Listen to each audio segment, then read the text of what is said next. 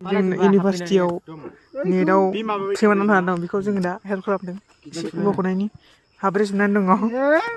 नै मन्टु दं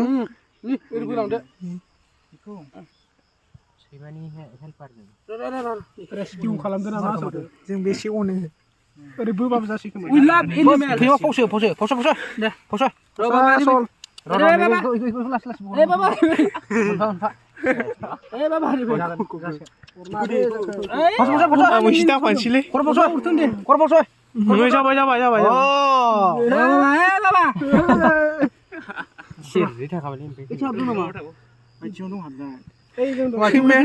सैमाया हिटानो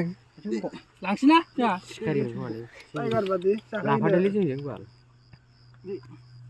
सिङावनो मेथाइ बिनांगौ दे लांना मेथाइ बायनाय दं र' बाबा सेरनाय नायरा खननैसो हाबसिन हागौ दे